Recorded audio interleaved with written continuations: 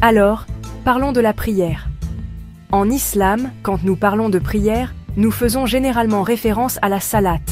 Ce n'est pas juste s'asseoir et souhaiter des choses. Pensez-y plutôt comme un rendez-vous spécial que vous avez 5 fois par jour. C'est une combinaison unique de mouvements physiques. Se tenir debout, s'incliner, se prosterner et de mots prononcés, comme des versets du Coran et des louanges à Dieu. C'est une communication du corps, de l'esprit et du cœur. Ce n'est pas une conversation informelle. C'est un rituel structuré conçu pour vous rapprocher de votre Créateur, pour mettre en pause votre vie trépidante et vous rappeler ce qui est vraiment important.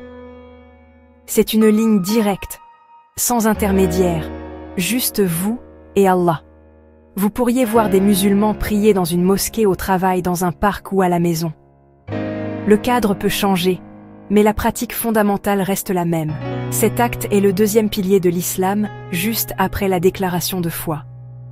Ce placement seul montre combien c'est fondamental pour l'identité et la vie quotidienne. Ce n'est pas juste une recommandation, c'est une obligation. Imaginez avoir 5 moments de paix, garantis dans votre journée, une chance de vous réinitialiser et de vous ressourcer.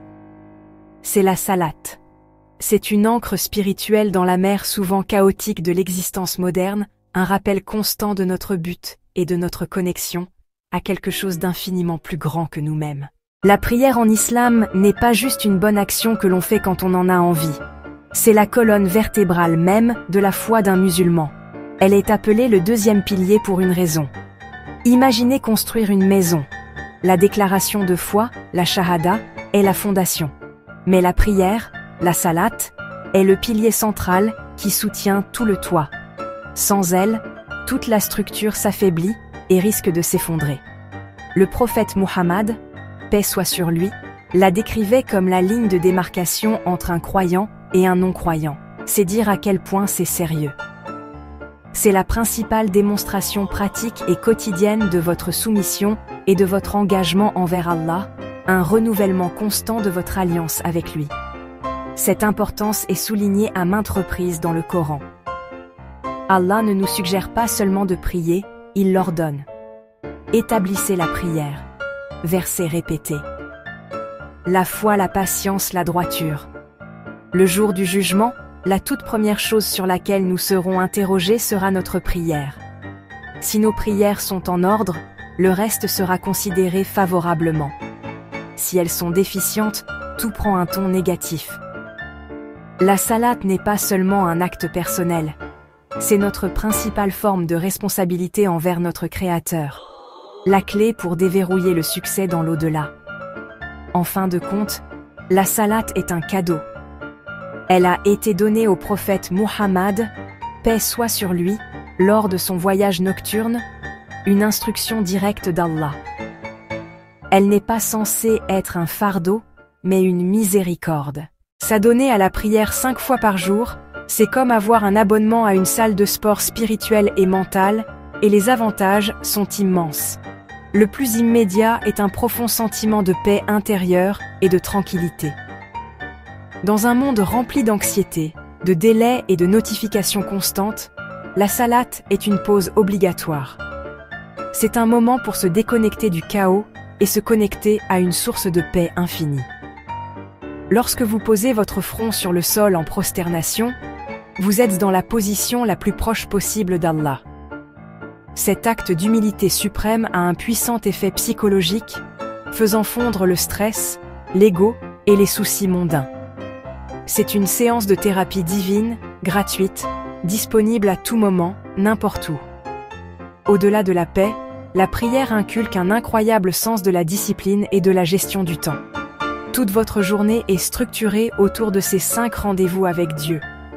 Vous apprenez à planifier votre travail. Vous apprenez à planifier vos réunions.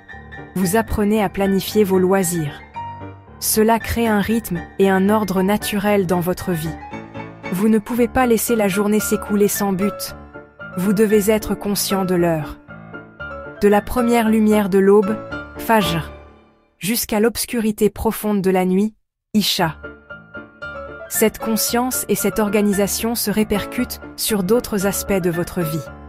Elles vous rendent plus productif. Elles vous rendent plus ponctuel. elles vous rendent plus attentifs à votre temps précieux. C'est un système de coaching de vie pratique intégré à votre foi. Soyons réalistes. Même si nous savons que la prière est importante et bénéfique, ce n'est pas toujours facile. La vie au XXIe siècle nous jette beaucoup d'obstacles. L'un des plus grands défis est le manque de temps classique. Nos emplois du temps sont chargés. Nous jonglons entre le travail, l'école, la famille, une vie sociale. Quand vous avez des réunions consécutives ou un patron exigeant, trouver une fenêtre de 10 minutes de calme pour prier Dour ou Asr peut sembler impossible. Le lieu de travail moderne n'est pas toujours conçu avec des pauses de prière à l'esprit, et il peut être gênant de demander de l'espace ou du temps, ce qui pousse beaucoup à retarder ou à combiner les prières, ce qui peut affaiblir l'habitude et la connexion. Ensuite, il y a la bataille contre la fatigue pure et simple.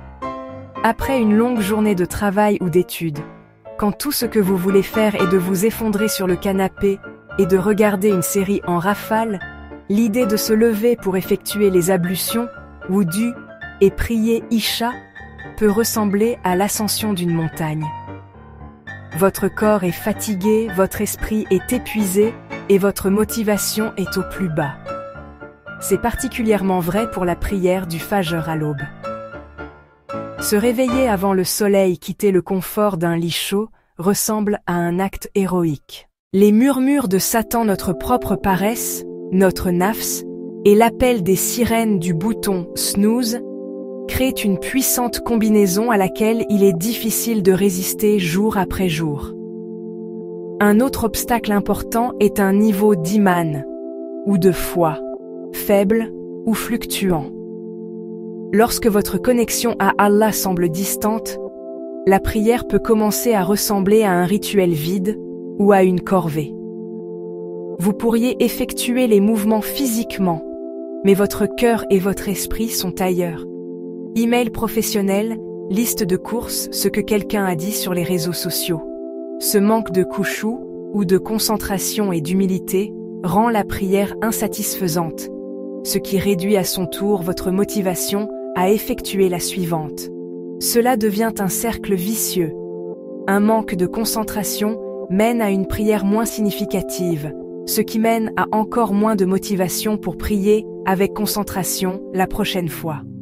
Enfin, notre environnement joue un rôle énorme.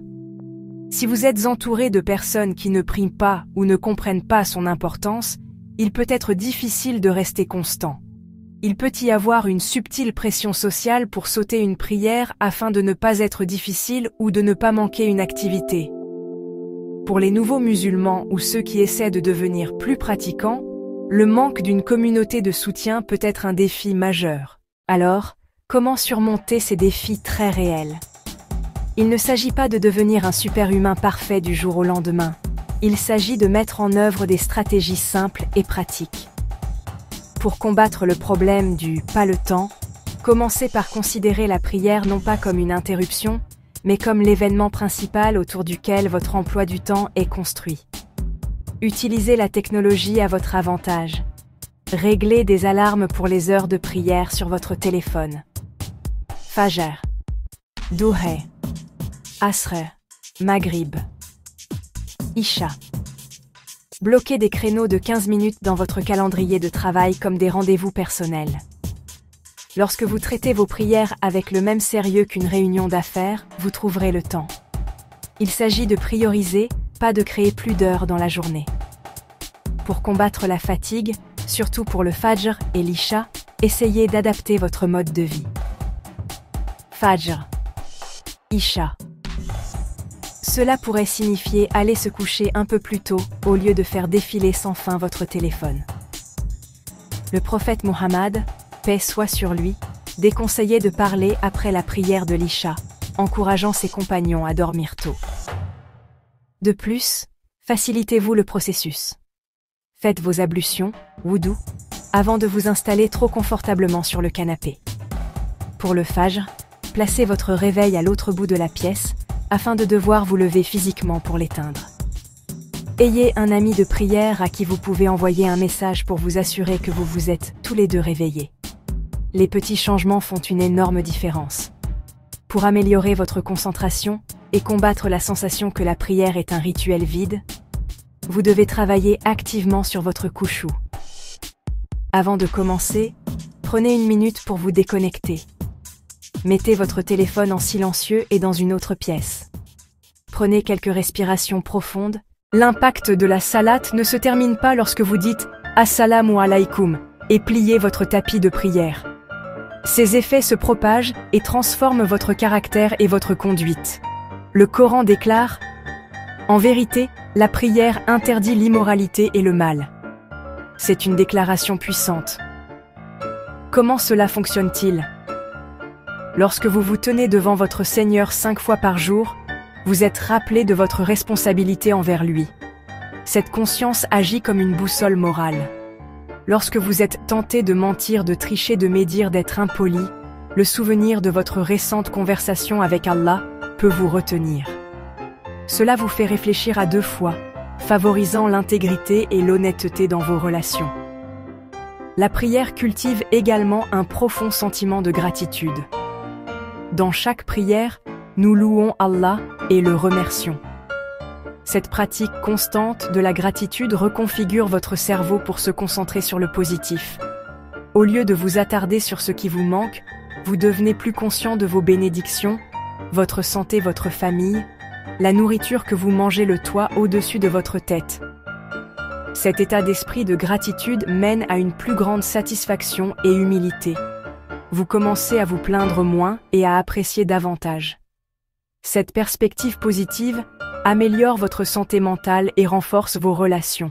Au final, le cheminement avec la prière est profondément personnel. Il ne s'agit pas d'être jugé par les autres. Il ne s'agit pas d'atteindre la perfection dès le premier jour. Il s'agit de répondre à un appel. C'est votre invitation personnelle du Créateur des cieux et de la terre, à vous connecter à lui, à trouver la paix, à trouver un but. Peu importe si vous avez manqué des prières par le passé, ou si vous luttez en ce moment. Chaque jour, une nouvelle opportunité de repartir à zéro. La porte de la miséricorde d'Allah est toujours ouverte. L'acte le plus aimé est celui fait avec constance, même s'il est petit. Ne vous laissez pas submerger par l'idée de 5 prières. Concentrez-vous simplement sur la prochaine. Si vous êtes nouveau, soyez indulgent avec vous-même. Commencez petit. Peut-être une seule prière par jour. Construisez à partir de là. Apprenez les bases. Regardez des vidéos. Posez des questions. Allah connaît vos difficultés.